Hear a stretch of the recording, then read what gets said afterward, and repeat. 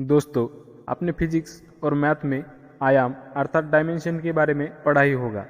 String theory के अनुसार ब्रह्मांड में 10 आयाम हैं और यम थ्योरी के अनुसार 11 और बेजोनिक थ्योरी के अनुसार ब्रह्मांड में 26 आयाम हैं।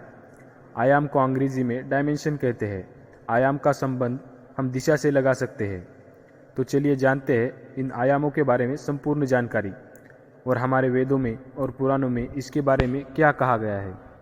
दोस्तों, वैज्ञानिक कहते हैं कि ब्रह्मांड में 10 आयाम हो सकते हैं, लेकिन मोटे मोटे तौर पर हमारा ब्रह्मांड त्रिआयामी है। पहला आयाम है ऊपर और नीचे, दूसरा आयाम है दाएं और बाएं और तीसरा है आगे और पीछे। इसे ही हम 3D कहते हैं। एक चौथा आयाम भी है जिसे हम समय कहते हैं। समय को आगे बढ़ता हुआ हम महसूस कर सकते हैं, लेकिन हम इसमें पीछे नहीं जा सकते। हमारा यह संपूर्ण ब्रह्मांड इन 4 आयामों पर ही आधारित है। मूल रूप से पहला आयाम एक बिंदु या शून्य है, दूसरा आगे पीछे दाएं बाएं है और तीसरा ऊपर नीचे। चौथा आयाम समय है जिसमें अभी हम चल रहे हैं। बाकी आयाम परिकल्पना है जिसे वैज्ञानिकों ने बताया है। हो सकता है कि किसी अन्य ब्रह्मांड या अदृष्ट ब्रह्मांड में 5वां, 6ठा, 7वां या इससे अधिक आयाम हो। दोस्तों, हिंदू धर्म पुराणों के अनुसार 3 लोक है। पहला है कृतक त्रिलोक। कृतक त्रिलोक में और 3 भाग है, जिसमें भूलोक, पाताल लोक और स्वर्गलोक है। दूसरा है महरलोक। महरलोक कृतक और अकृतक लोक के बीच स्थित है। तीसरा है अकृतक त्रिलोक। कृतक त्रिलोक और महरलोक के बाद जनलोक, तपलोक और सत्यलोक, ये तीनों मिलकर अकृतक लोक कहलाते हैं। इन चारों आयामों का नियम सिर्फ कृतक त्रिलोक पर ही लागू होता है, अन्य लोकों पर नहीं, यानी कि भूलोक, स्वर्गलोक और पाताल लोक पर ही। हिंदू धर्मशास्त्रों के अनुसार भूलोक, स्वर्गलोक और पाताल लोक हमारी त्रिआयामी सृष्टि में ही निवास करते हैं और एक चौथा आयाम भी है जो समय है। दोस्तों, 5वें आयाम को ब्रह्मा जी का आयाम कहा जाता है। इसी आयाम में ब्रह्मा जी निवास करते हैं। इसी आयाम से कई तरह के ब्रह्मांडों की उत्पत्ति होती है।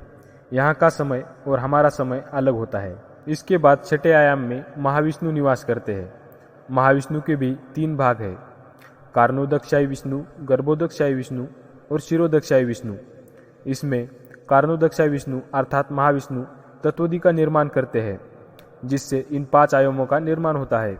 इसे ही महत कहा गया है और जिनके उदर में समस्त ब्रह्मांड है तथा प्रत्येक श्वास चक्र के साथ ब्रह्मांड प्रकट तथा विनष्ट होता रहता है। दूसरे है गर्भोदकशायी विष्णु। इन्हीं से ही ब्रह्मा का जन्म होता है, जो प्रत्येक ब्रह्मांड में प्रविष्ट करके उसमें जीवन प्रदान करते हैं तथा जिनके नाभि कमल से ब्रह्मा उत्पन्न हुए हैं। उसके बाद तीसरे है शिरोदकशायी विष्णु, जो हमारी सृष्टि के हर तत्व और परमाणु में विलीन है, जो परमात्मा रूप में प्रत्येक जीव के हृदय तथा सृष्टि के प्रत्येक अणु में उपस्थित होकर सृष्टि का पालन करते हैं। दोस्तों, जब हम ध्यान करते हैं तो हम क्षीरोदकशायी विष्णु जी को महसूस कर सकते हैं। जब हम इसका ज्ञान पा लेते हैं तो हम भौतिक माया से बाहर आ जाते हैं। इसी में हम परमात्मा को महसूस करते हैं। जब व्यक्ति ध्यान की परम अवस्था में होता है तब इन्हें या इस आयाम को महसूस कर सकते हैं। इसके बाद आता है 7वां आयाम, जिसे हम सत्य आयाम या ब्रह्म ज्योति कहते हैं। ब्रह्मा नहीं, ब्रह्म ज्योति, जैसे सूर्य की ज्योति होती है। इसी आयाम में समाया है वह तत्वज्ञान जिसकी मदद से मनुष्य देवताओं की श्रेणी में चला जाता है। इसके बाद है 8वां आयाम, जिसे कैलाश कहा जाता है। इस आयाम में भगवान शिव का भौतिक रूप विराजमान है। उनका कार्य ही इन 7 आयामों को संतुलन बनाए रखना है। इसलिए सिद्ध योगी भगवान शिव की आराधना करते हैं, क्योंकि हर योगी वही जाना चाहता है। दोस्तों, इसके बाद है 9वां आयाम, जिसे पुराणों में वैकुंठ कहा गया है। इसी आयाम में नारायण निवास करते हैं, जो हर आयाम को चलायमान रखते हैं। मोक्ष को प्राप्त करने का मतलब है इस आयाम में समा जाना। हर आयाम इसी से बना है। यही आयाम सभी आयामों का निर्माण करता है। मोक्ष की प्राप्ति कर हर आत्मा शून्य में लीन होकर इसी आयाम में लीन हो जाती है। दोस्तों, इसके बाद नंबर आता है 10वें आयाम का, जिससे अनंत कहा गया है। यह अनंत ही परम सत्ता परमेश्वर अर्थात परमात्मा, ईश्वर या ब्रह्म है। संपूर्ण जगत की उत्पत्ति इसी ब्रह्म से हुई है और संपूर्ण जगत ब्रह्मा, विष्णु और शिव सहित इस ब्रह्म में ही लीन हो जाते हैं।